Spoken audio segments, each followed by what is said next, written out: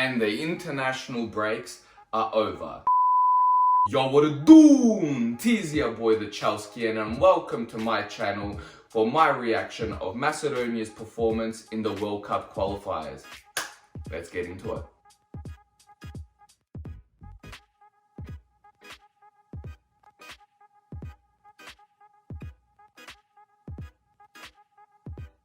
Now, before we get into it, I just want to rant for a moment. Why is it that after 2 months of no football, when the season ends, and Premier League, which is what I care about the most, is they say, hey, here's the Premier League back, watch it. 2 weeks in, international break. And it's like, no, alright, here. Let's play some football, play some Premier League. And then 3 or 4 weeks later, it's like, nah, international breaks, we're taking it away from you. Why do they do that? Why is it set up in that way? In the most annoying way possible. What I would prefer is for there to be no international break or one international break during the season. And they say, hey, you know what? In this month and a half, there's just gonna be international breaks and then we're gonna get back to the Premier League. Why? Why is that so difficult? Why does it have to be spaced out like that? 5 or 6 international breaks during the season, and then especially at the end of the season, another bit of an international break. I can't. Let's talk about our win over Lichtenstein. Last time we played in Skopje, we won 5-0 convincingly, no issues. This time, in Vaduz, forgive my pronunciation, we win 4-0. But we made a bit of a meal of it, especially in the first half. Our first goal came through Darko Velkovski, which was like a shot, a deflection, scrappy goal. But nonetheless, it counted 1-0. And we were very awkward in that first half. We were attacking non-stop. We killed them in possession. But it took us a scrappy goal to hit us in the lead. Then, in the second half, a questionable penalty. Now, as a Macedonian, hands down penalty. But putting my bias aside, I'm really trying to look at it and I say, whichever decision it goes, penalty or no penalty, it's harsh. If it wasn't given a penalty, I say harsh because it should have been a penalty. If it was given a penalty, I say harsh because it shouldn't have been. And it's actually really difficult. You see, Ademi got knocked in the shin as the Lichtenstein defender was trying to clear it, and the clearance was awkward and he made contact, and you can say cause it made contact it's a penalty, and it's a crazy one. But Chelskian Alioski steps up and he scores a no stress 2-0. Then Boba Nikolov and Darko Churlinov scored like wonder goals. Let me explain this to you. Nikolov gets the ball passed to him by Velkovski, and he does this Bergkamp-esque turn, meets with the ball, shimmies to the right, makes the defender sit on his bum, and on the right side finishes far left corner. And you're like, what did I just see?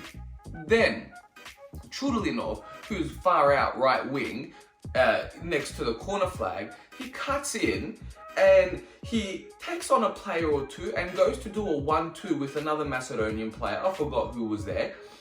And he passes it to him, but it deflects off the Liechtenstein defender, which still worked out for him. And Churlinov, near post, smashes at top right corner. What did I just see? Is this Macedonia or Pep Guardiola's Barcelona? What am I watching? I was so impressed. Both those 2 goals were amazing. And I'm really not just being a Macedonian here. They were phenomenal. Anyway, let's not get too carried away because we just beat Liechtenstein 4-0. It's Liechtenstein. So we go back to Skopje to face the Germans, and it's 4-0. Now, in the previous meeting, we won 2-1. Pandev with the first goal, a silly penalty given, and then Gundogan scores. I believe it was Gundogan who scored the penalty, and then at the end, Elif Elmas gets the goal for us. We win 2-1 in Germany. So we come to Skopje with a bit of a monkey on our shoulder, if that's the right term. And you're like, look, we did it once, we did it again. But we are the David in this situation compared to Germany, the Goliath. But you're like, look, we're on home soil. we can do it. We beat them 2-1. Let's just go out there and do something.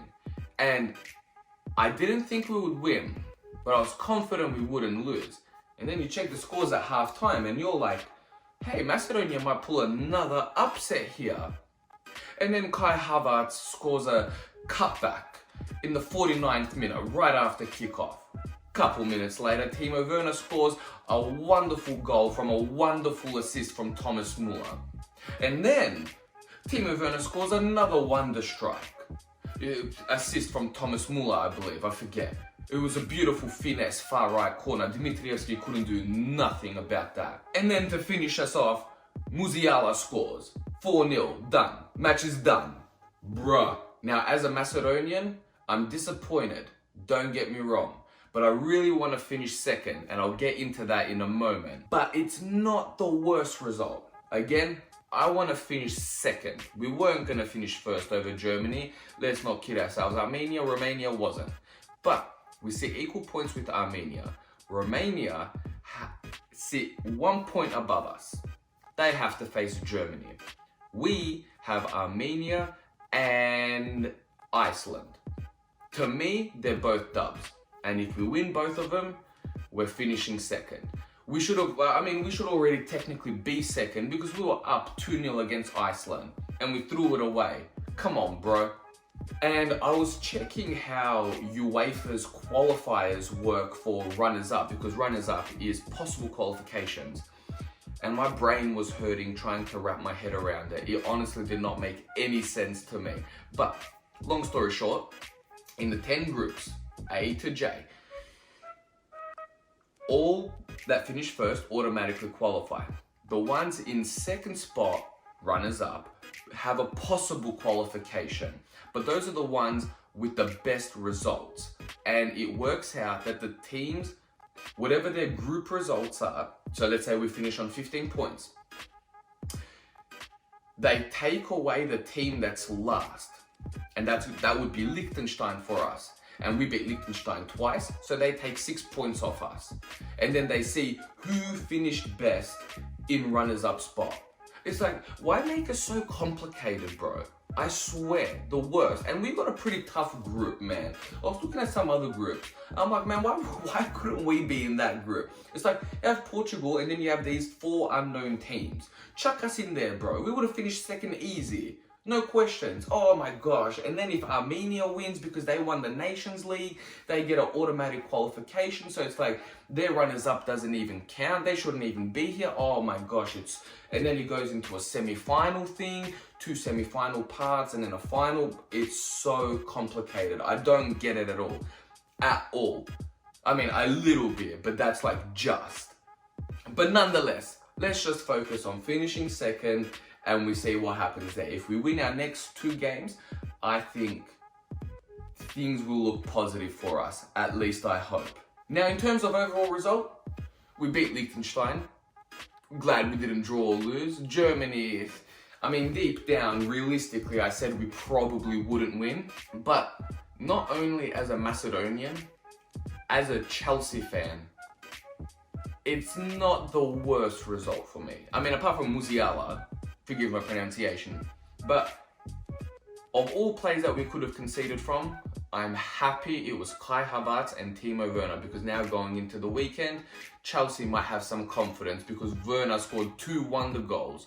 Bro, come on, man, what is this? And Kai Havertz got his goal, Champions League goal scorer, enough of that. Man, I'm G'ing up the Germans as a Macedonian. Shut up. Thank you so much for watching. If you enjoyed this video, please slap a like, comment below, and if you're new to this channel, throw in a sub. Thank you so much for watching. Armenia, we're coming for ya.